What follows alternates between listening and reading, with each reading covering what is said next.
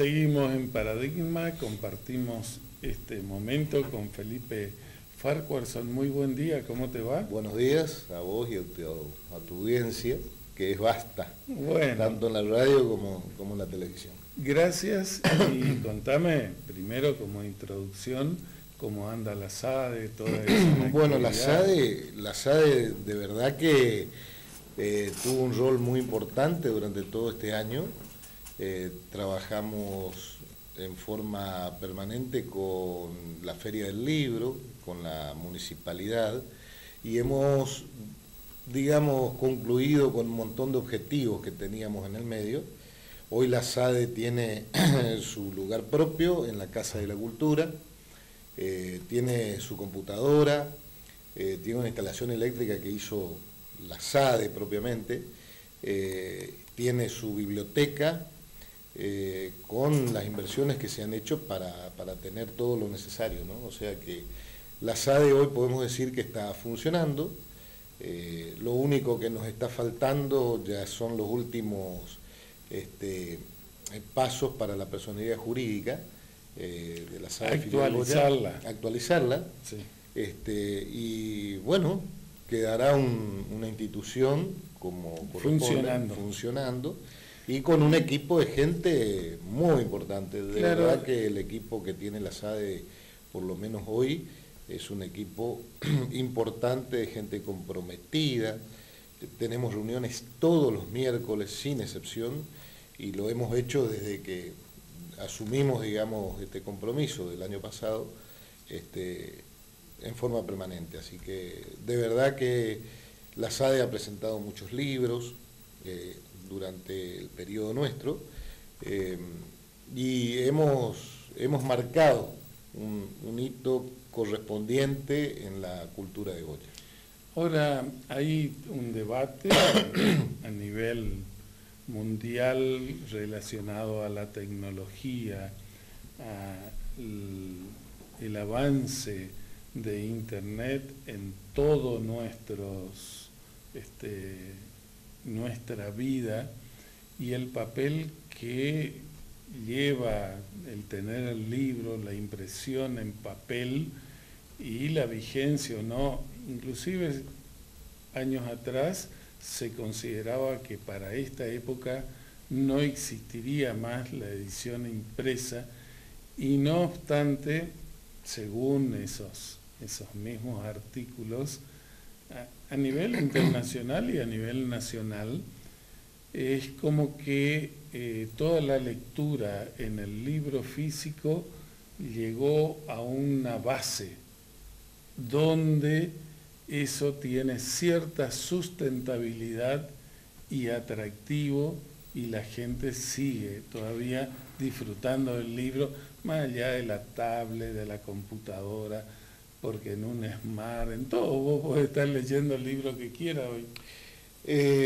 Sí, el Internet y las herramientas tecnológicas son herramientas, y como tal hay que tomarlas.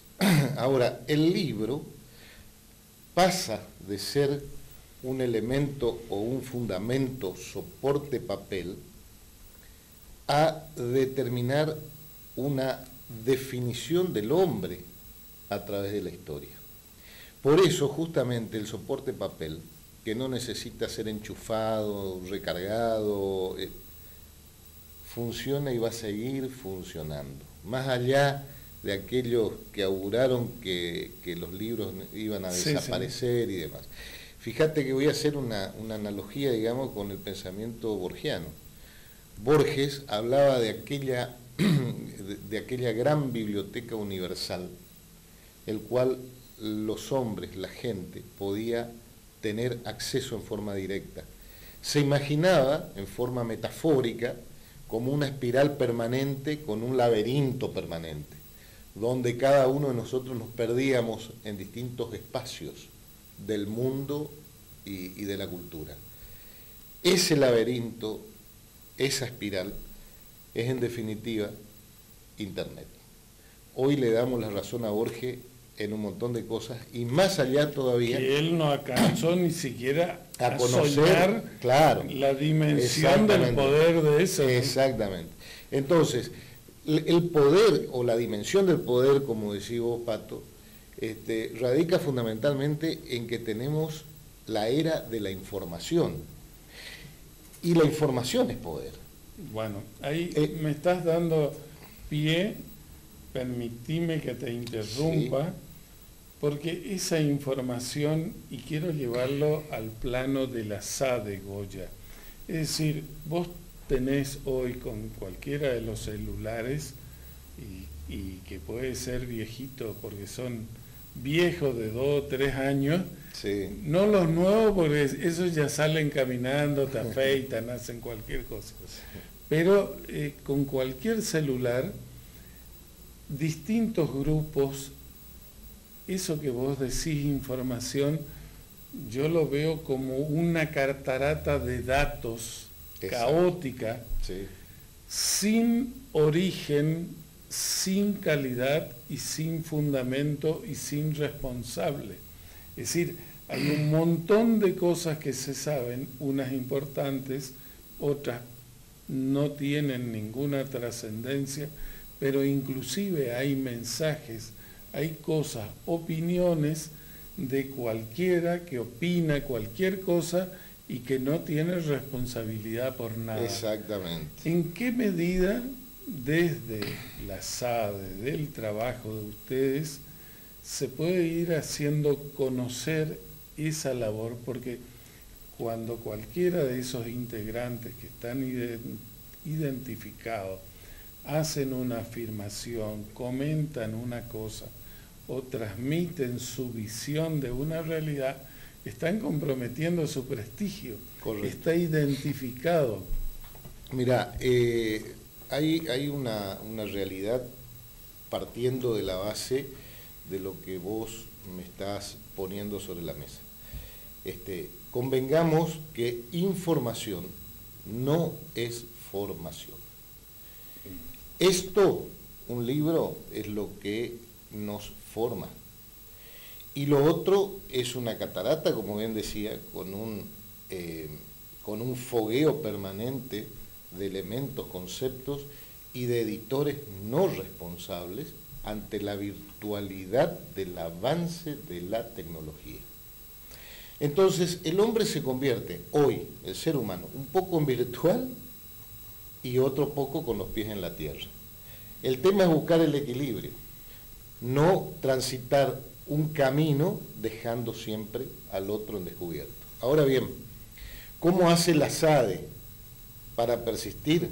Primero que nada, la SADE va lentamente metiéndose en el ámbito tecnológico, relacionándose a través de las redes sociales y buscando a través de esas mismas redes aquellas personas que tienen la misma o por lo menos comparten el pensamiento y el objetivo de lo que significa un libro, de lo que significa una edición responsable y en definitiva lo que conforma a la persona, porque detrás de toda la tecnología está la gente.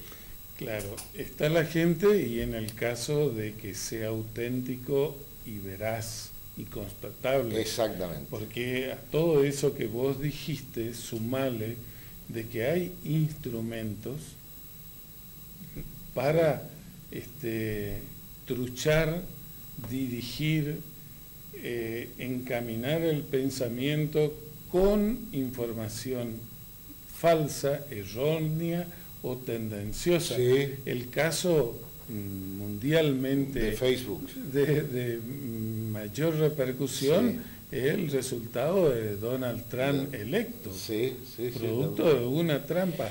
Hoy las denuncias de los trolls y todo, porque vos podés opinar tal cosa y según en el ámbito que te estés moviendo, pueden caerte 100 puteadas sí, de todos los tonos, tal cual.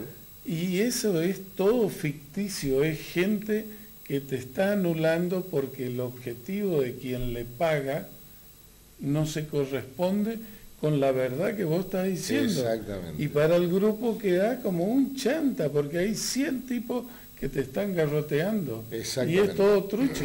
Tal cual. Y entonces es donde nosotros tenemos que sí o sí tratar en lo posible de llevar un mensaje claro a aquella persona que busca en cierta forma la verdad. Es muy difícil hoy encontrar por lo menos el concepto verdadero de todo este tipo de cosas y de todos estos arrebatos que tenemos los seres humanos, sobre todo en el ámbito de las redes sociales. Es muy difícil, pero la lucha es permanente. O sea, nosotros como escritores y como pensadores, porque en definitiva es lo que hacemos, pensar permanentemente en un futuro, pensar en un mañana, pensar en nuestra gente, pensar en una Goya, y construir ese pensamiento con conceptos concretos y reales. Pueden ser compartidos o no, pero para mí lo importante es que vos me digas, bueno, ¿quién me dice? Felipe Farquharson. ¿Y qué es lo que dice tal cosa? Y bueno, yo no le creo, no estoy de acuerdo, pero vos estás identificando. Claro, exactamente. Y vos también estás respaldando con lo que sea, mucho, equivocado, poco, no, poco, mucho, pero estoy de acuerdo. Pero la gente es la que va a tener que filtrar eso. Claro, o sea, nosotros, lamentablemente o no, porque en definitiva es parte de la evolución, sí, y es parte de los cambios, los cuales tenemos que ir adaptándonos. Mirá, es un tema muy, muy importante el que tocaste, y yo recuerdo haberlo leído en su momento a este gran filósofo, si se quiere, de la educación, que fue el creador del estructuralismo educativo. Y él decía que la definición de inteligencia, en definitiva, es la capacidad que tiene el hombre o los seres, porque cada ser tiene su inteligencia en su medida, de adaptarse al medio. Y en definitiva es eso. Nuestra inteligencia evoluciona en función de la posibilidad de adaptación que tenemos y lo que hacemos para adaptarnos. Facundo Manes estuvo hace muy poquito tiempo en un programa con Fantino y lo estuve escuchando porque de verdad que dijo algo similar a esto y a la su vez dijo, nos hace más brutos. Claro, pero habló también de la tecnología y del uso de los celulares y cómo ese mal uso que hoy lleva sobre todo la juventud encima, en su carne permanente, le baja un 6 a un 7% su coeficiente intelectual. Sí. Estamos hablando que esa tecnología está afectando en forma directa a la capacidad mental que tenemos los seres humanos. Entonces, eso en algún momento va a tener que cambiar o buscar su vertiente. Ahora, el libro permanece como la montaña. Está bien. ¿Me explico? Vos viniste y teníamos, esta fue una charla introductoria. Entre café. Tenemos yo lo conocí, ya para mí me queda el recuerdo del señor grande, las aventuras con el intrépido, impredecible hijo Felipe, don Chavo Vallejo, que tuve la suerte de que, aparte de que toda mi familia era peronista, él era vecino, así que lo conocí relativamente así en lo que puede ser un chico viendo todo ese momento.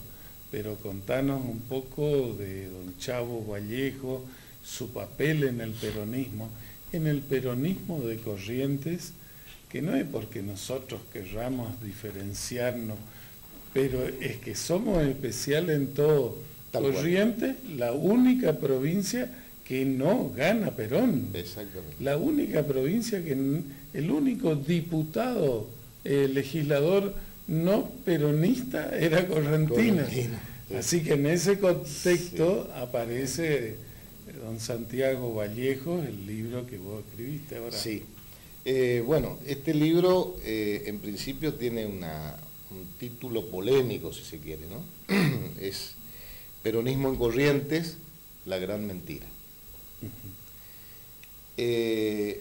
La profundidad de la cosa radica fundamentalmente en la figura de Santiago Vallejos, como una figura la cual fue generándose a través de la misma marca del pueblo. Santiago Vallejos, después de 1930, esta acción nacionalista e irigoyenista, empieza una gran lucha contra el gobierno de Agustín Pedro Justo, en que se la conoce, en la historia se lo conoce como la década infame. Fue realmente una etapa de la historia argentina tremenda, difícil y muy corrupta. Sí, no sé si ahora tenemos las mismas páginas. Claro, ¿no? el tema era el afianzamiento del conservadorismo y toda su estructura tramposa. Era más que nada una estructura tramposa para mantenerse en función, en el poder. Claro, del conservadurismo, porque si se quiere el conservadurismo, hoy lo vemos y lo planteamos como una filosofía política, no es mala. No es una cosa tan dificultosa de tener que transgredir o de poder hoy insertarnos o salir del mismo paso. Pero sí, en su momento generó toda una gama de elementos tramposos para lograr sostenerse en el poder. Y lo lograron, lo hicieron por muchos años, sí. Y la década infame, por más de 10 años, que estuvo Agustín P. Justo en el poder.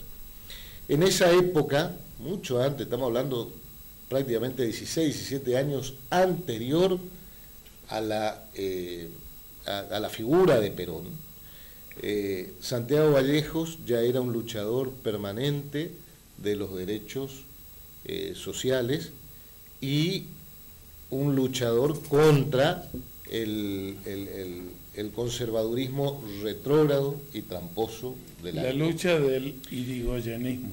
Era, en definitiva, el ideal irigoyenista. Santiago Vallejos en esa época crea 6 o 7 periódicos de vida breve. Le decimos de vida breve porque duraban un año y pico y los cerraban, porque eran permanentemente perseguidos. En esos periódicos él transmitía no solo sus pensamientos, sino también las noticias que tenía directas, que siempre se trataba en aquella época de que no lleguen noticias de la urbe de Buenos Aires al interior, no abrir los ojos de la gente del interior. Santiago Vallejo en forma permanente trabajaba dentro del periodismo, si se quiere, para lograr que la gente sepa, la ciudadanía se entere de todo este tipo de cosas.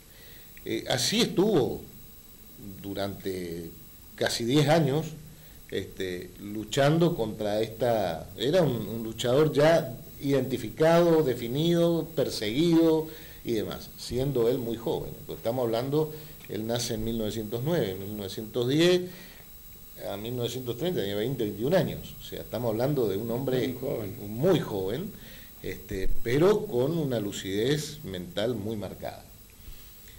Después de eso, él ingresa prácticamente a las, digamos, las filas del nacionalismo argentino y empieza a militar dentro del nacionalismo. En el año 43 viene la revolución bien llamada libertadora, que se llamó la Revolución de los Coroneles, ¿sí? Bueno, o del sí, de Revolución Libertadora se la vincula sí. mal 55. Claro, pero no, era la Revolución de los Coroneles. Año 1943, que fue la de un grupo de oficiales unidos, que realmente lo derrocan a Agustín Pedro Justo y todo el gobierno de la seguidilla, digamos, la de Pedro estructura Justo, dentro del ejército con esa formación nacionalista prusiana. Sí, prusiana, exactamente. Bueno, cae... Y ahí en esa génesis se forma Perón. Se forma Perón, sí señor. Pero Perón viene después que se forma el Club Lombú, que era el club nacionalista, pero el pensamiento fascista de Perón... Claro, no nos apartemos de la realidad porque fue así.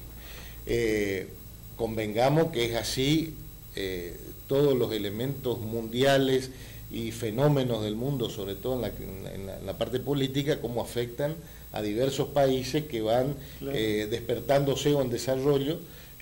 Bueno, no nos vamos en este caso, Chago, ya nacionalista definido, ocupa el cargo de comisionado intendente de Goya. Acá está toda su actividad dentro de la ¿Y son qué años?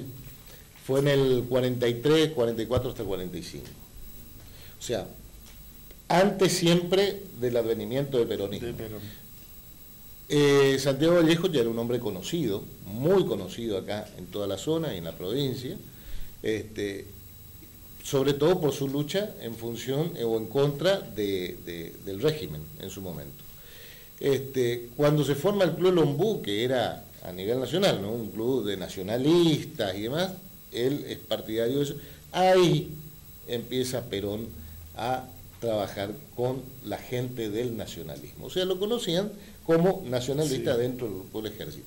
Más aún que el gobierno de Farrell en ese momento ya gravitaba con la figura de Perón. Porque convengamos que Perón era, para aquella gente que hoy no conoce o no lo conoció a Perón, era una figura tremendamente carismática, con una cultura muy profunda, con conocimiento, porque aparte era profesor de historia Perón.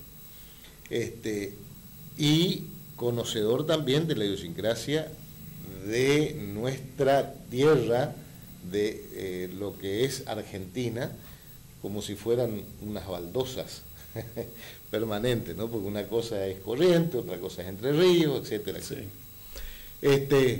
Bueno, el lanzamiento de Perón fue una conformación de un grupo mayoritariamente nacionalista, de una extracción importante del sindicalismo argentino y de la mitad, si se quiere, del radicalismo. El radicalismo ahí se parte, se rompe y queda la Junta Renovadora apoyando a Hortensio Quijano, que es la Junta Renovadora quien apoya la candidatura de Perón y Hortensio Quijano a la presidencia en el año 1946. Ganan las elecciones en toda la República Argentina. Hortensio Quijano, que digamos, de paso está acá en el cementerio La Soledad. Está enterrado en el cementerio La Soledad. Tiene su panteón. Acá en este libro hay detalles importantes de la, digamos, de la personalidad de Hortensio Quijano. Era amigo de Chago, porque claro, Santiago Vallejos con los nacionalistas mueven toda la fibra natural del pueblo, digamos, de Corrientes, y forman aquellos y entonces entroncados pedazos del Partido Laborista que se fue armando a través del sindicalismo argentino. El Partido Laborista fue fundado por Santiago Vallejos, pero antes del Partido... Eso a nivel provincial. Eso a nivel provincial. Antes del Partido Laborista, ya el movimiento peronista fue llevado como causa de movimiento y como causa revolucionaria hacia toda la provincia por Santiago Vallejos. Este libro tiene la biografía política, donde están, por ejemplo, los primeros legisladores correntinos del peronismo, quienes fueron, cómo fue el primer gobierno peronista a través de la intervención federal del año 1947. Yo, equivocado no, la idea que tengo es de que el general Velasco era, además de militar, estanciero, y en su concepto era tal vez más conservador que peronista. Ninguna duda. O sea, acá está en claro quién era Velasco. Como también en su momento nuestro único gobernador electo que no terminó el mandato, don Julio Romero, era más estanciero que peronista. Correcto. O sea, por eso se llama peronismo en Corrientes, la gran mentira. Hay más todavía que hay que desentrañar de este libro, porque hay cosas muy profundas, las cuales el lector va a encontrar y va Ahora a definir. habían peleas, porque yo me acuerdo lo puteaban en todos los idiomas a don Chavo. Claro. No sé decirte cuál es el momento. Creo que era cuando la orden de Perón era votarlo a Frondizi. Sí. Y que él no estaba en esa línea. Claro, claro. O sea, hubieron y había un desavenencias. momento de que se propugnaba el voto en blanco y ahí cosas así de chico. Sí, que me vos quedo fuiste en el recuerdo, sí, pero sí. había como una distancia en lo que era, qué sé yo, en ese momento, don Francisco Sá, Cheto Fernández, Velorio Bassi, todo ello ya Romero, son posteriores, digamos, a la causa del peronismo. O sea, no quiero decir que no sea peronista ni nada de eso, sino posteriores a este momento a el momento inicial. Está todo. Esto llega hasta Julio Romero. Porque con Julio Romero también tenía distancia. Tenía una distancia muy marcada, y acá está por qué. Ah, está bien. Habla significativamente y con una explicación muy contundente de lo que fue el primer gobierno peronista que tuvo la provincia de Corrientes, con Velasco. Posterior a eso, con el doctor Benito Castillo, que era el médico de la familia Velasco, ¿no?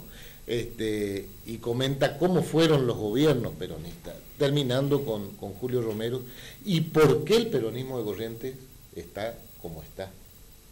Porque tiene en su génesis un problema el cual no puede superar.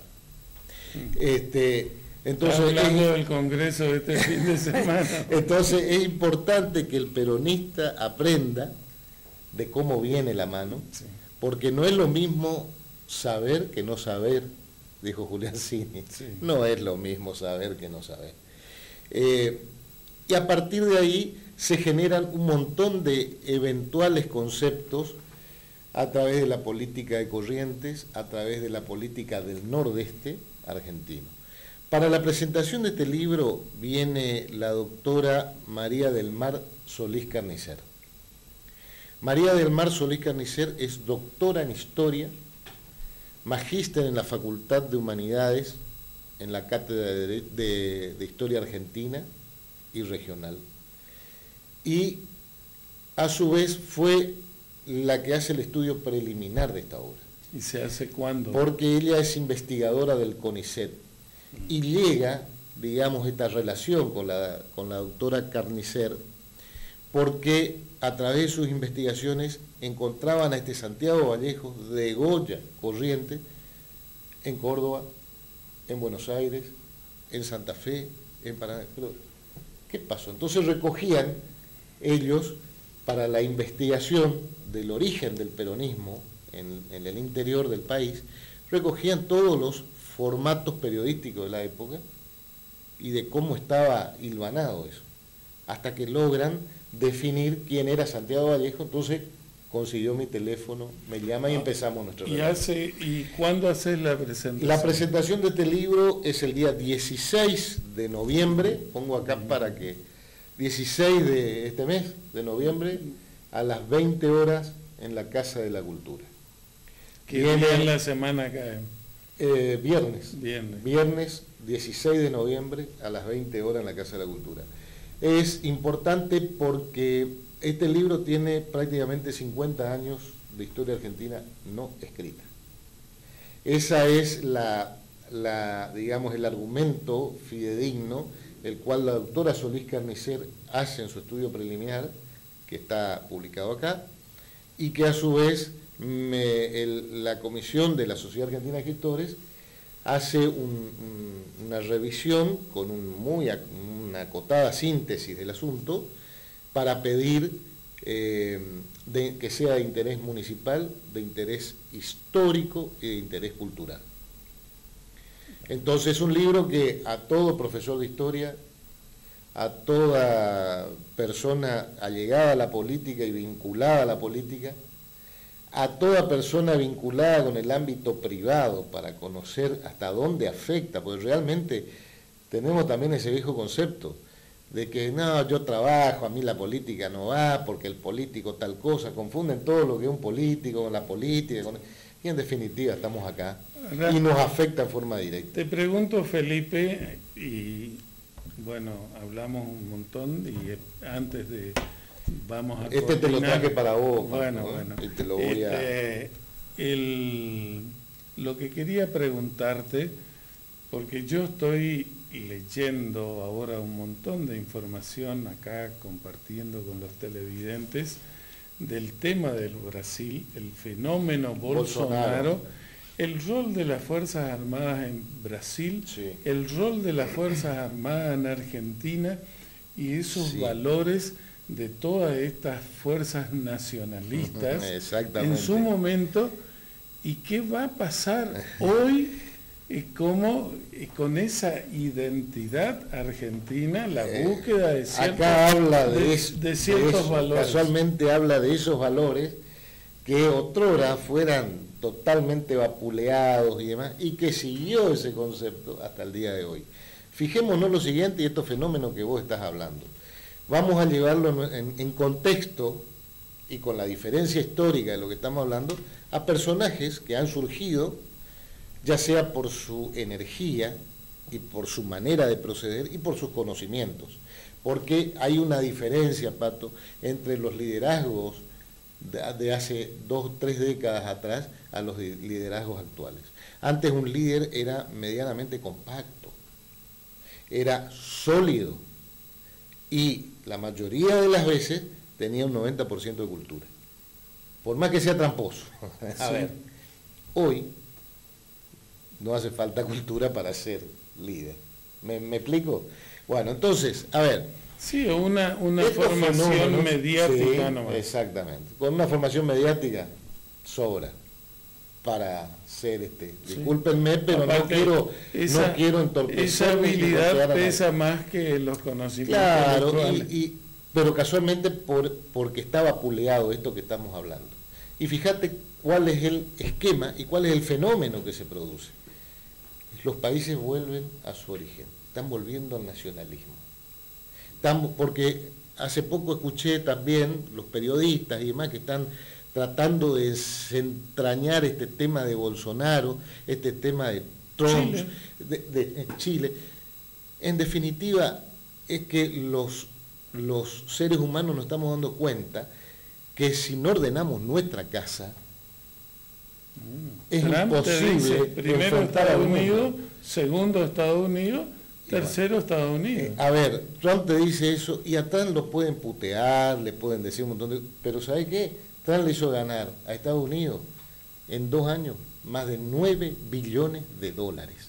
Pagó prácticamente toda la deuda externa que tenía Estados Unidos y les aumentó los sueldos. Y hoy tiene pleno empleo Estados Unidos.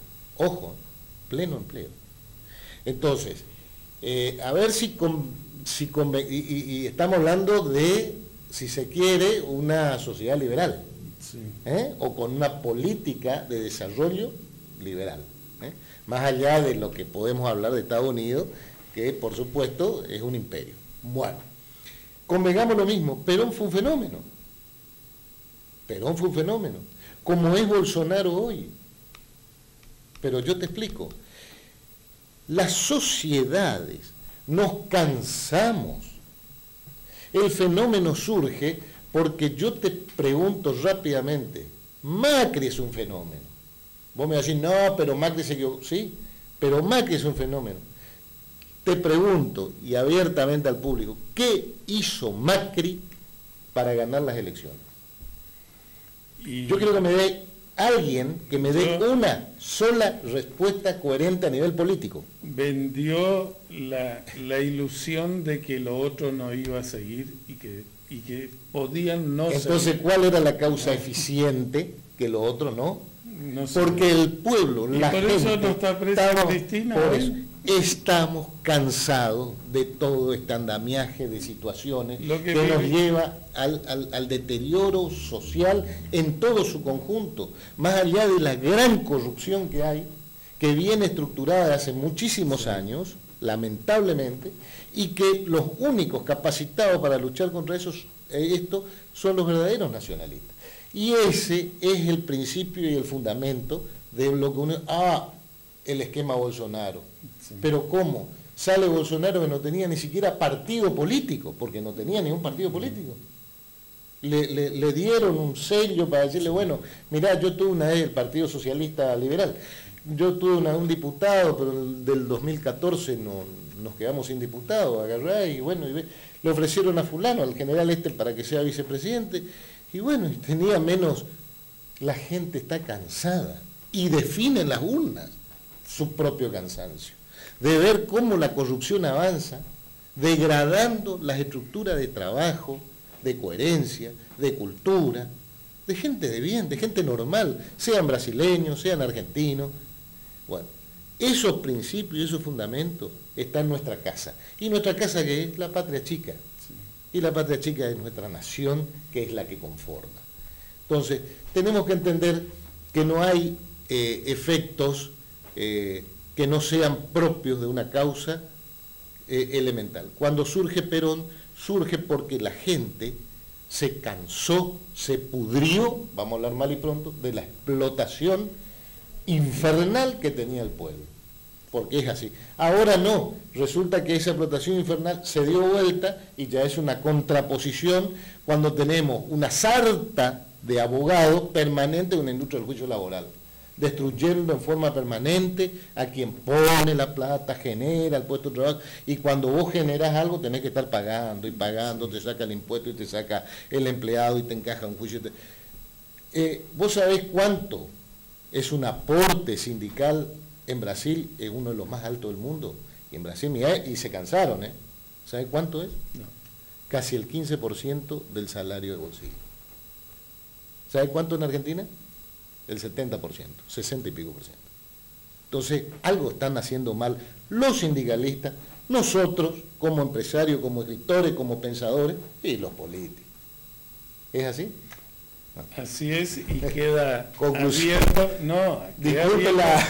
queda para la próxima charla que vamos a combinar cuando vos puedas con la producción. Ojo que esto no significa que uno esté en contra pero es que es el debate, Felipe, es un debate y es un fundamento, porque nuestros sindicalistas tienen que entender, por favor, que hay que acomodarse, que hay que cambiar, que el sindicato no es propiedad de Moyano, propiedad del Momo Venega, propiedad, no es, querido.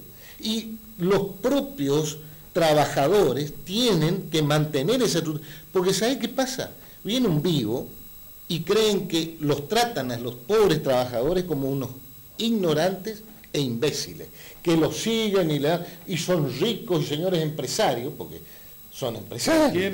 Pero es increíble. Nuestra estructura sindical de 30 años pero de bueno, permanencia. nos cansamos, Pato, y se cansa la sociedad de todas estas cosas. Como también nos estamos cansando de la justicia, para que los jueces desde acá, desde Goya, empiecen a entender que, por ejemplo, no puede venir un abogado ducho, junten después las concepciones, a poner un relato como acción laboral, 2 o 3 testigos, a los 3 meses tenés un juicio laboral que cual tenés que pagar y pagar. No, pará. O a la pyme la funde. Pero por supuesto. Entonces, ¿con qué ganas? Vamos, y a mí me toca muy de cerca, porque yo estoy en la Cámara Empresarial, soy el secretario de la Cámara Empresarial. O sea, tengo cierta autoridad para decir cómo es este tema. Conozco. No, aparte de la realidad que vive cualquiera que produce. Entonces, nadie está en contra del sindicalista. Estamos en contra de la corrupción sindicalista, que es una cosa muy distinta. Y la mafia judicial. Nadie está en contra de la justicia y que se imparta justicia como corresponde y que el juez funcione. Estamos en contra de esta corruptela judicial que existe en el país. Sí. Y esos son los fenómenos Bolsonaro, fenómeno Macri, si se quiere, porque sí. Yo te aseguro que Macri no hizo absolutamente nada, porque no hizo nada para ganar unas elecciones. Todo hizo el kirchnerismo y el peronismo en su conjunto, que hoy se quieren despegar, sí. Porque vos lo ves ahora y se están despegando todo, que sí. Yo no soy kirchnerista, que... No, pará. Vamos de nuevo, vamos a repartir de nuevo, es como el tema. ¿Está? Está bien. Bueno, queda abierto el debate con el tema, yo te diría, cuando nos reunamos, contame del pensamiento nacionalista de Santiago con mucho gusto. Más allá lo vas a leer acá, bueno, porque yo te lo dejo, es un regalo, bueno. Te lo dejo para que leas. Y el 16 de noviembre están todos invitados, todos vos ya invitados. Pero antes te vamos a tener de nuevo. ¿Cómo no? Y viene la doctora Solís Carnicer, que es una eminencia en las investigaciones históricas, porque hizo muchísimos trabajos a nivel histórico. Muchas gracias. No, al contrario, muchas gracias a vos.